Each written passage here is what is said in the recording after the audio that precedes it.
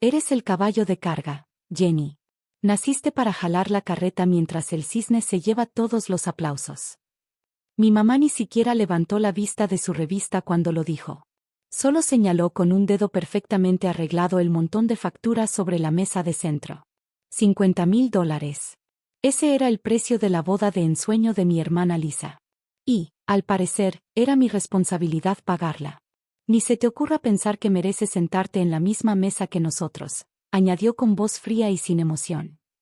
Tú pagas la cuenta. Lisa se queda con la corona. Ese es el orden natural. Lisa estaba sentada enfrente, deslizando el dedo por su celular con una sonrisa burlona, como si todo aquello fuera un simple trámite aburrido. No lloré.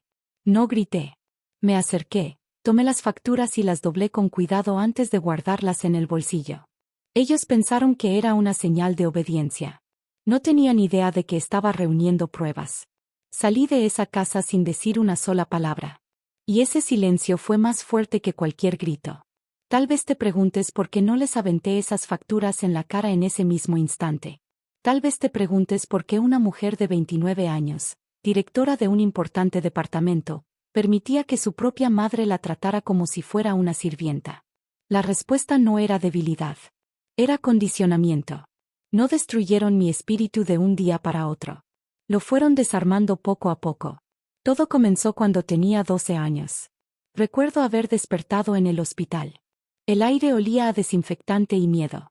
Tenía una pierna inmovilizada con tracción, las costillas vendadas y un dolor sordo latiéndome detrás de los ojos. Había sobrevivido a un accidente automovilístico que dejó completamente destrozado el sedán familiar. Yo solo era una niña aterrorizada que esperaba un abrazo. En lugar de eso, recibí una cuenta. Mi papá, Gerald, estaba sentado junto a la cama. No tomó mi mano. Tenía una calculadora entre las manos. Vendimos la casa, Jenny, dijo con la voz temblorosa por un dolor que años después descubriría que era completamente fingido. El seguro no cubrió las cirugías. Tuvimos que vender la casa, el coche, todo. Estamos en la ruina porque decidimos salvarte la vida. Me miró con los ojos llenos de lágrimas. Pero no eran lágrimas de alivio. Eran lágrimas de resentimiento. Le debes tu vida a esta familia, susurró. Nunca olvides cuánto costó cada respiración que das. Ese fue el día en que dejé de ser una hija. Y me convertí en una deudora. Cargué esa culpa durante años, como una piedra dentro del estómago. Crecí pidiendo perdón por existir. Comía menos para que ellos tuvieran más. Usaba ropa donada para que Lisa pudiera estrenar la moda más reciente. De verdad creía que era un parásito que había destruido la economía de mi familia. Así que pasé los siguientes 10 años intentando pagar esa supuesta deuda. El golpe más duro llegó cuando cumplí 18 años. Había sido aceptada en la universidad estatal con una beca parcial. Era mi boleto para escapar. Llegué emocionada a la cocina con la carta de aceptación temblando entre las manos. Sofía ni siquiera la leyó. Simplemente la rompió en dos. ¿Te vas a ir?, preguntó con incredulidad. ¿Después de que sacrificamos nuestro futuro para salvar tus pulmones? ¿Quién va a pagar las cuentas, Jenny? Tu padre ya no puede trabajar. Lisa necesita brackets. Tú vas a trabajar y vas a devolvernos hasta el último centavo que gastamos en ti. Y eso fue exactamente lo que hice. Nunca fui al curso de inducción. Fui a una agencia de empleos temporales. Durante 5 años trabajé en 3 lugares al mismo tiempo. Era mesera durante la hora de la comida. Por las tardes limpiaba oficinas. Y en las madrugadas contestaba llamadas para una empresa de transporte. Dormía apenas 4 horas diarias. Las manos las tenía resecas por el cloro. Los pies siempre estaban hinchados. Y cada viernes le entregaba todo mi sueldo a Gerald. Él contaba el dinero frente a mí.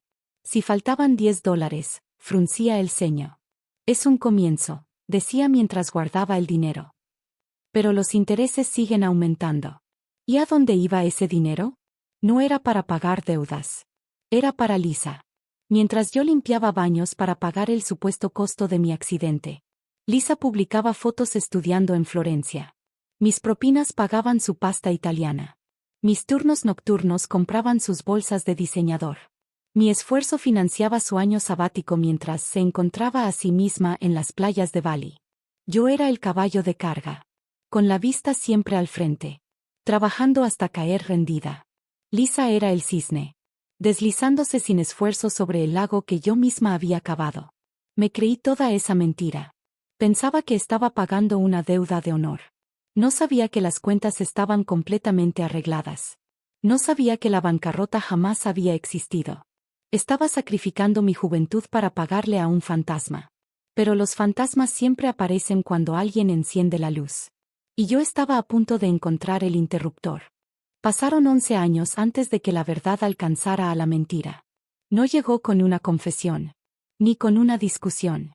Llegó dentro de una vieja caja de cartón llena de archivos marcada como Archivos 2012-2014. Actualmente soy directora del área de acreditación médica del Hospital St. Jude. Mi trabajo consiste en verificar la verdad. Comprobar que los médicos realmente sean quienes dicen ser. Confirmar que cada enfermero tenga una licencia válida.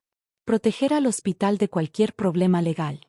Como parte de un proyecto de digitalización, estábamos escaneando expedientes antiguos para subirlos a la nube. Era un trabajo administrativo bastante aburrido. Normalmente lo delegaba. Pero ese martes decidí quedarme hasta tarde. Disfrutaba el silencio de la oficina. Me hacía sentir segura. Tomé un expediente al azar.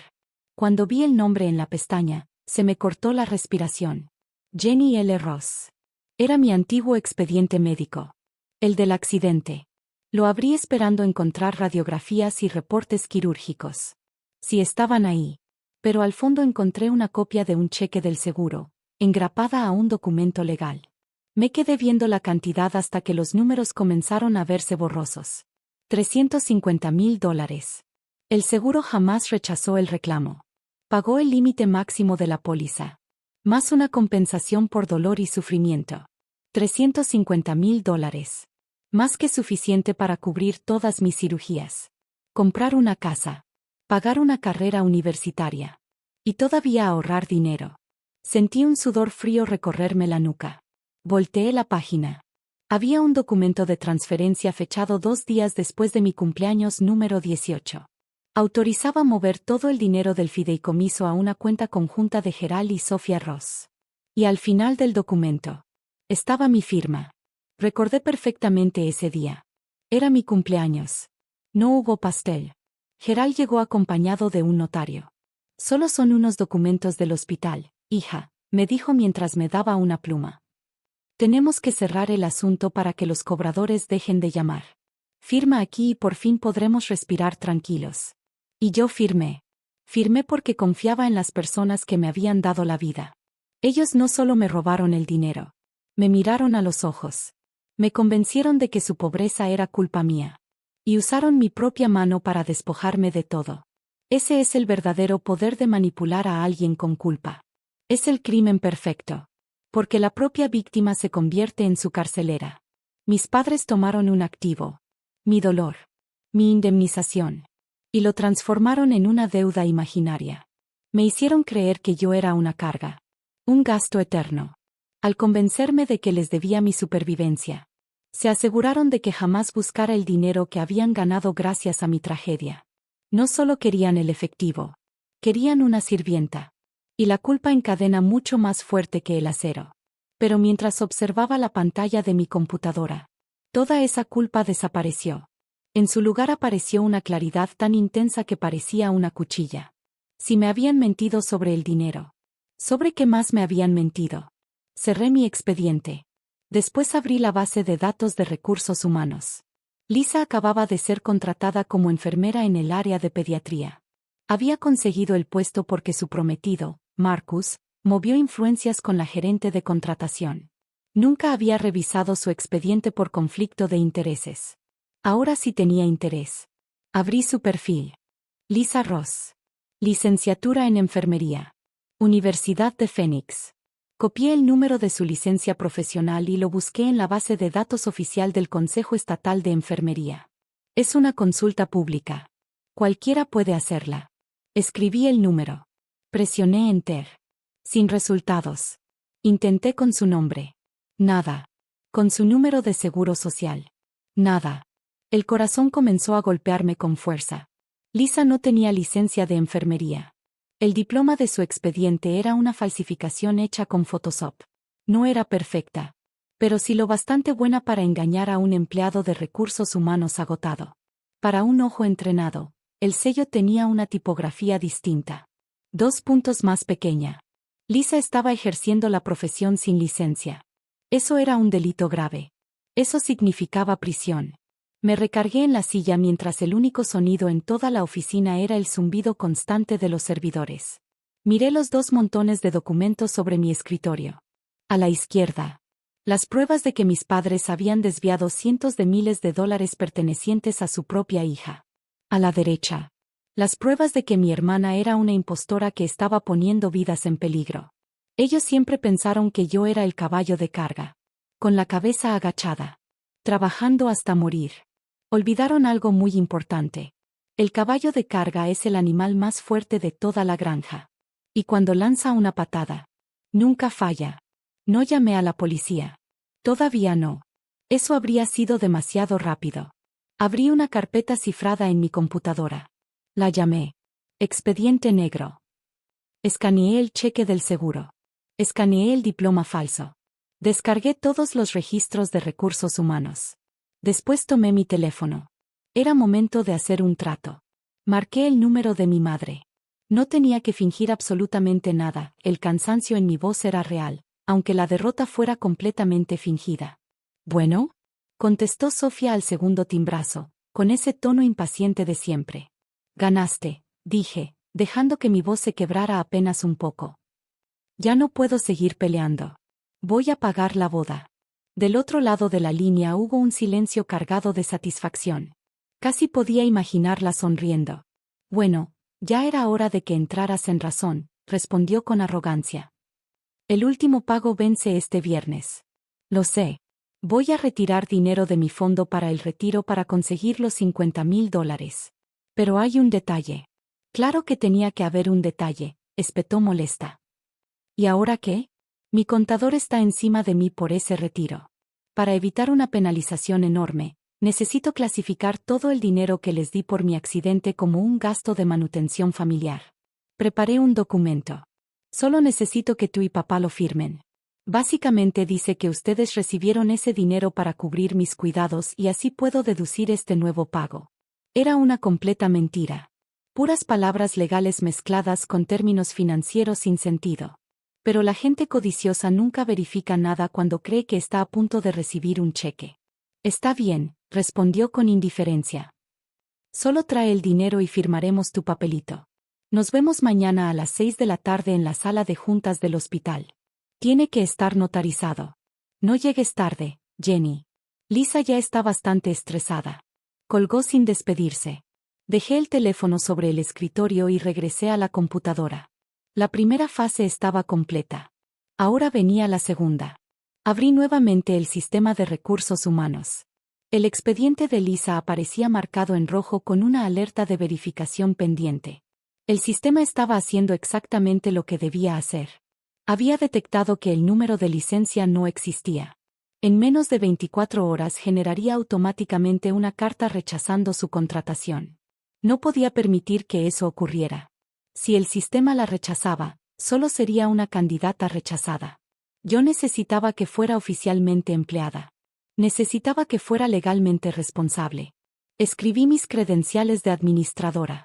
Autorización de excepción. Nivel directora. Marqué la casilla que decía: verificación manual completada. La alerta roja desapareció. El estatus cambió a activo. Observé la pantalla durante unos segundos. Acababa de entregarle las llaves del castillo a una impostora. Acababa de permitir que mi propia hermana cometiera un delito mucho más grave. Aquello violaba todos los protocolos que yo misma había creado. Pero aquello ya no era un asunto de cumplimiento de normas. Era una guerra. Al obligar al sistema a aceptarla, me aseguré de que, cuando cayera, no tropezara en la entrada. Se desplomara desde la azotea. La tarde siguiente preparé la sala. La sala de juntas del hospital era un lugar frío. Paredes de cristal. Alfombra gris. Una enorme mesa de caoba lo suficientemente larga como para aterrizar un avión. Todo estaba diseñado para intimidar. Llegué media hora antes. Coloqué una sola carpeta en el centro de la mesa. Dentro estaba el documento. No era un formulario fiscal. Era una declaración jurada de reconocimiento de deuda. Al firmarla, admitirían por escrito que habían recibido los $350,000 hacía 11 años. Legalmente, reconocer una deuda antigua por escrito reinicia el plazo de prescripción. Hace que una deuda muerta vuelva a tener validez. Saqué mi teléfono. Marqué un número. ¿Doctor Marcus? ¿Señor Henderson? ¿Están listos? El señor Henderson era el abogado general del hospital. Estamos listos, respondió Marcus con la voz tensa. Una hora antes les había mostrado todo el expediente negro. Ya conocían el diploma falso. Ya sabían del robo. Solo faltaba escuchar la confesión. Voy a dejar el teléfono sobre la mesa. No digan una sola palabra hasta que yo les dé la señal. Entendido, contestó el abogado. Puse el celular boca abajo junto a la carpeta. La llamada seguía activa. La trampa estaba lista. 5 minutos después. Las pesadas puertas de cristal se abrieron. Sofía, Gerald y Lisa entraron como si fueran una familia real llegando a un reino conquistado. Olían a perfume caro. Y a confianza que nunca se habían ganado. Mi madre llevaba una blusa de seda que seguramente costaba más que mi primer automóvil. Mi padre acomodaba los puños de un traje comprado con los intereses del dinero que me habían robado. Y Lisa, el cisne, brillaba con un enorme anillo de diamantes que reflejaba las luces del techo como pequeñas dagas. No parecía una delincuente a punto de enfrentar cargos. Parecía alguien que acababa de ganar la lotería. Bueno, dijo Sofía mientras dejaba su bolsa de diseñador sobre la mesa. Terminemos con esto. El florista está esperando el último pago. Ni siquiera me miró. Solo veía la carpeta. Para ellos yo nunca fui una persona. Era una máquina dispensadora de dinero que por fin volvía a funcionar. El cheque está ahí, dije con calma. En cuanto firmen el documento. Será suyo. Lisa tomó la carpeta de inmediato. Ni siquiera leyó el contenido. Buscó directamente la línea para firmar. $50,000. Sonrió con satisfacción mientras golpeaba la mesa con una uña perfectamente arreglada. La verdad, Jenny, es lo mínimo que puedes hacer después de todo el estrés que nos provocaste esta semana. Ayer mamá estuvo llorando todo el día. Lo siento, respondí. Solo quiero arreglar las cosas. ¿Ves? Le dijo Lisa a nuestra madre. Te dije que iba a ceder. Siempre termina haciéndolo. Después se inclinó hacia mí con una sonrisa burlona. Se rió de mi puesto como directora. Dijo que para ella yo nunca había sido más que una cuenta bancaria personal. Presumió que Marcus jamás había revisado realmente sus credenciales. Admitió que su título universitario era falso. Y confesó que mi dinero del seguro terminó en sus manos. El teléfono seguía grabando absolutamente todo. Entonces Gerald me obligó a firmar. Con una sonrisa llena de desprecio dijo: Te pertenecemos. Siempre nos vas a deber. Después pasó la pluma. Los tres firmaron sin leer una sola línea. Cegados por la promesa de $50,000. Revisé cada firma. Y sonreí por primera vez en 11 años. En lugar de sacar un cheque, señalé el teléfono. La voz de Marcus salió por el altavoz. Fría. Precisa. Escuché absolutamente todo. En ese mismo instante despidió a Lisa. Informó que sería reportada ante el Consejo de Enfermería. Canceló la boda. Y terminó la llamada. Lisa se desplomó en el piso. Sofía corrió hacia mí gritando que le había destruido la vida. Pero antes de que pudiera tocarme, entró el personal de seguridad acompañado por el abogado general del hospital. El señor Henderson informó a mis padres que serían escoltados fuera del edificio. Además, quedaban oficialmente bajo investigación por fraude y falsificación de documentos. Lisa comenzó a suplicarme. Jenny, por favor, arréglalo. La miré con tranquilidad. Lo siento, el caballo de carga no es lo bastante inteligente para hacer eso. Antes de que lo sacaran, les revelé la última verdad. El documento que acababan de firmar. Nunca fue un formulario fiscal. Era una declaración legal de reconocimiento de deuda. Al admitir por escrito que habían recibido mi indemnización hacía 11 años. Reactivaron legalmente el caso. Ahora me debían los $350,000, más todos los intereses acumulados. Casi $600,000. Gerald gritó que me demandaría. Yo solo sonreí. No puedes demandarme. Tú ya estás en bancarrota. Seguridad lo sacó mientras seguían gritando. 10 minutos después bloqueé sus números. Lisa perdió su carrera. Mis padres perdieron la casa cuando mi abogado presentó el embargo. Yo conservé mi trabajo. Publiqué todas las pruebas para que nunca más pudieran mentir. Y manejé de regreso a casa en completo silencio. Fue entonces cuando entendí algo. No estaba sola. Era libre. ¿Alguna vez tu propia familia convirtió los favores en cadenas? Escribe libertad en los comentarios si crees que no le debes tu vida a nadie. Y suscríbete para ver más historias donde la justicia siempre llega.